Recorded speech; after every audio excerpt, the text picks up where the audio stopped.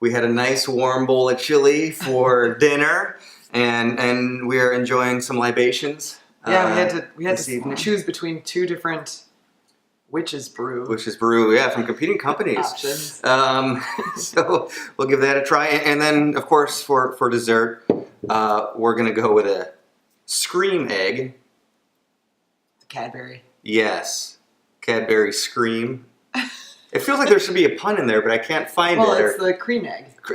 Scream instead of cream. Yeah. I'm slow. This is going to be a long one.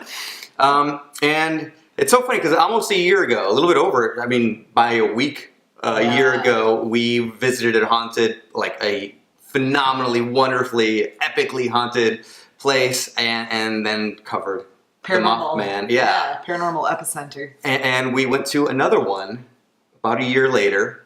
A bucket list type of place for me, just like the Mothman and Point Pleasant was. And we went down to Adams, Tennessee, and there's no coincidence. This is on purpose that we're drinking the Witch's Brew. Because we visited the site of the Bell Witch haunting. America's most well-documented, as they always like to proclaim, most well-documented haunting. I am joined once again by the lovely and talented Miss Wendy Lynn Stotts, who herself is a tour guide of haunted Waukesha, Wisconsin, and a great violinist and drummer for the paranormal rock band Sunspot, and also, as the resume continues, co-host of the See You on the Other Side podcasts, where you can, every week, listen to a new, about hour-long episode, oftentimes interviewing experts in the paranormal or just having fun conversations with a round table on just all sorts of wacky stuff. Yes, that's what we like. Is there an episode recently that you liked a lot that people should, if they've never heard one, but they want to hear a recent one that you should definitely go to first? Episode 213, where we talk about the autumnal equinox, which just occurred, so it's rather relevant. Actually, we're on the autumnal equinox today, as we're recording this right now, which makes all the sense in the world that we might be talking about witchcraft. Ooh la la. And the movie that covers this story is An American Haunting, with Donald Sutherland, who he's got this huge body of work, but I just see him as President Snow from the Hunger Games forever now. This terrible, awful human being, which he kind of plays a little bit of a terrible, awful human being in this movie too. A little bit. And perhaps unfairly, perhaps like if that's not true, what the movie gets into, which we'll get into what we're hinting at now, a really horrible jump for a writer to make just for the sake of making the story more interesting. Right. The first time I ever heard about the Bell Witch story was several years ago now. This is how it's built. It's the only ghost story where someone dies by the hand of a ghost, which of course is intriguing. Very dramatic. Yeah, and I actually believe that there are more stories than just this one. I did a whole documentary on one that might be a serial killing ghost, I guess you would say. We gotta acknowledge the time and place. So we are, even today, it's crazy rural. So this is in the middle of nowhere. Beautiful, beautiful countryside. Yes, absolutely is. But, you know, think back to when this was going on, the 18 teens. America's very young still. And Nashville, the next biggest city, is still tiny at this point, I'm sure. So this is really very remote. You are far from the colonies at this point. It all stemmed from, and we see this depicted pretty well, I think, in the movie, a dispute between John Bell, who owned this huge area.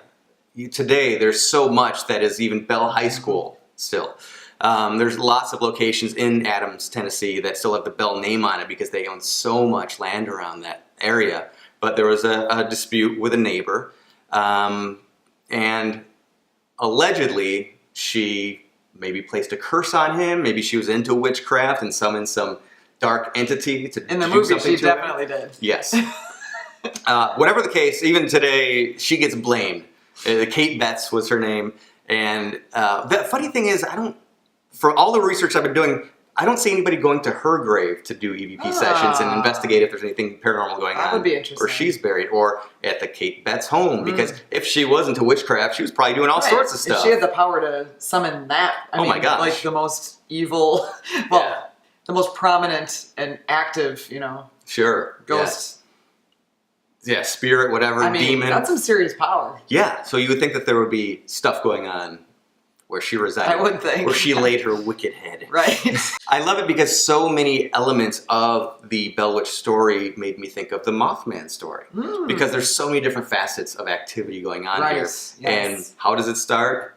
It starts with a cryptid. Cryptid. Yeah. It's like the harbinger. I know.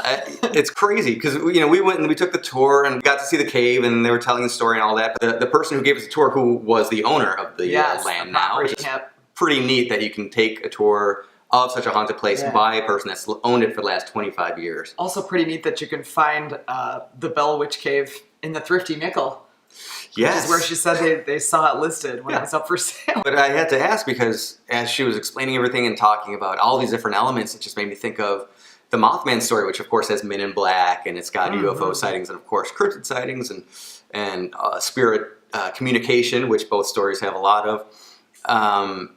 I had to ask, I don't hear anything about a cryptid yet for the Bell Witch story, and so I asked her, is there any reports of odd creatures in this area? And she said, well, it all started with this black creature that John Bell saw while hunting. It's kind of like a dog, but with the head of a rabbit. And apparently he took several shots at it, which this does come across in the movie as well. Everybody's so quick to jump on, what did Hollywood get wrong? Or what terrible liberties did they take? All that stuff. But which we already talked about, one that we'll get back to, but I always find it so much more intriguing and amazing. Where did Hollywood get it exactly right? Because that's chilling, I think. Yeah. Well, the thing that's interesting about this case too, I think, is, in a lot of Hollywood movies, they exaggerate things because the story itself might have a kernel of something interesting or spooky, but it's kind of boring. There's not, something happened worthy of generating more to make it sensational. But this case is so scary in and of itself, and it's so well documented as one of the better documented of that day and age. Like you said, documented, I guess, in the form of journals and things like that. Yeah, first-hand accounts, lots of different witnesses. Yeah, but the stories of what happened there, and I guess we can talk about that a bit. Yeah. So it started with the cryptid sighting, and then it evolved into sounds heard on the house, heard on the outside of the house. The stuff nightmares are made of. Exactly. And they thought that knocking. Kate Betts was maybe taunting them. Maybe she was sending some of her slaves over, because this is that era. The sounds begin on the outside of the house and then begin to happen on the inside of the house. And not too long after that, violence. I mean, it leaped several steps in getting acquainted. Oh my gosh. There are so few stories, so few locations that are associated with physical contact. And especially violent physical contact. Maybe it's not super duper unheard of to feel a tap on the shoulder or something like that, but it's usually very, very light. And of course, when you're talking about the tactile sense, walking to a cold spot in a way is touching the paranormal, or the paranormal touching you. But to be slapped around, which is what happened over and over and over again. And it's taken to a pretty extreme level in the movie. Oh, gosh. Some of it very well done, I thought. The hair pulling was depicted well. Yeah. And it was the daughter who experienced a lot of it. So it's unfortunate in the movie watching this cute little girl, of course, getting beaten up by an invisible force. Yeah, be absolutely manhandled. And that was Betsy Bell. And something that was depicted in the movie that is reported was not only hair pulling, but her hair being tied around a bedpost, which that's a prankster spirit if I've ever heard one. Yeah. A very, very malevolent one.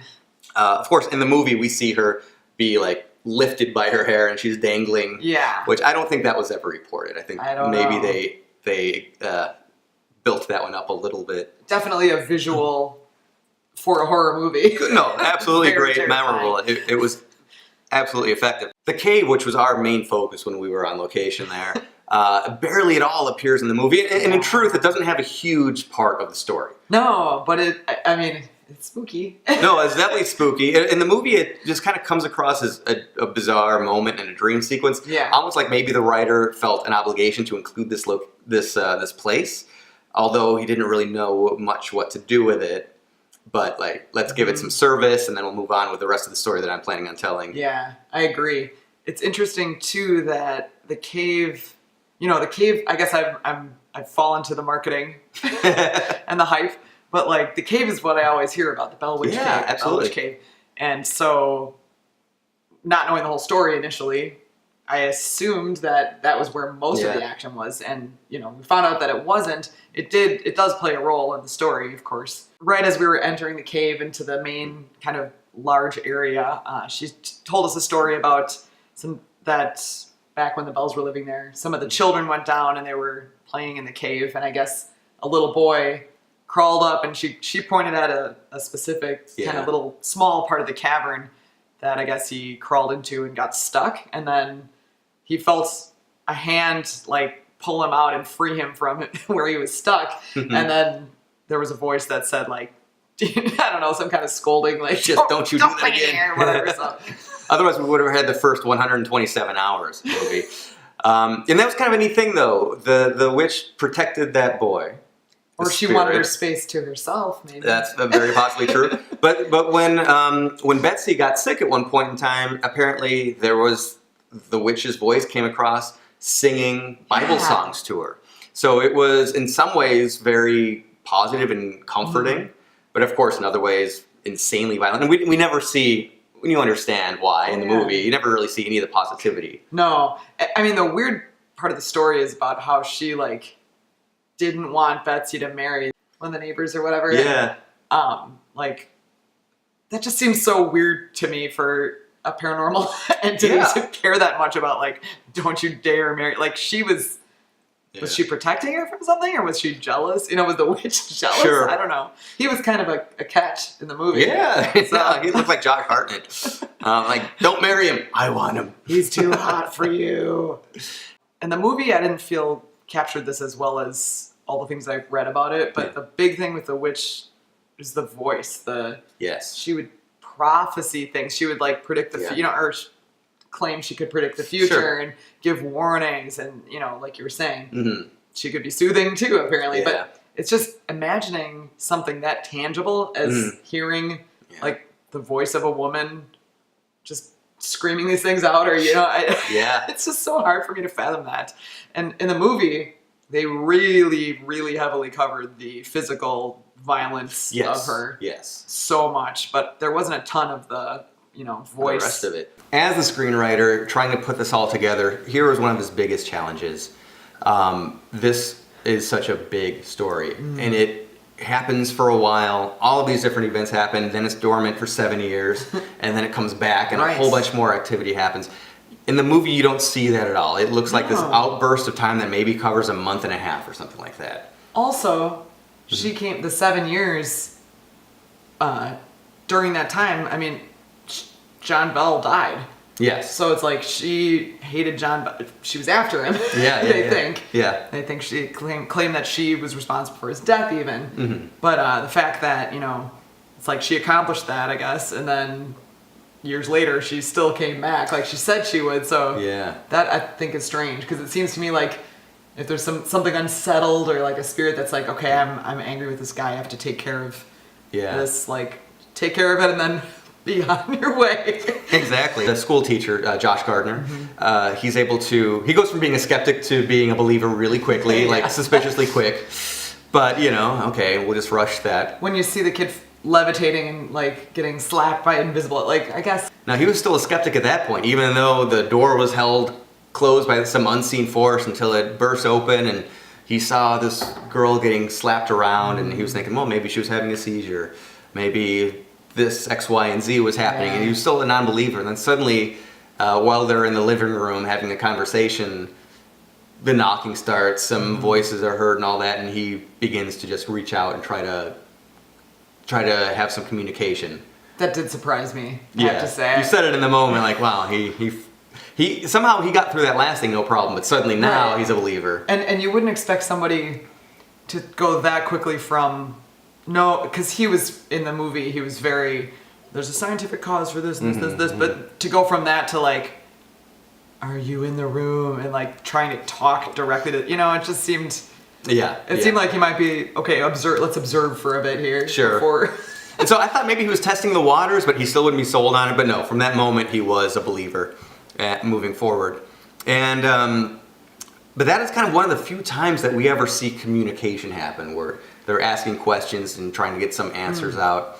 But as we know in the real story, this thing would like hold fireside chats and have full conversations with humans and not just the Bell family. Yes.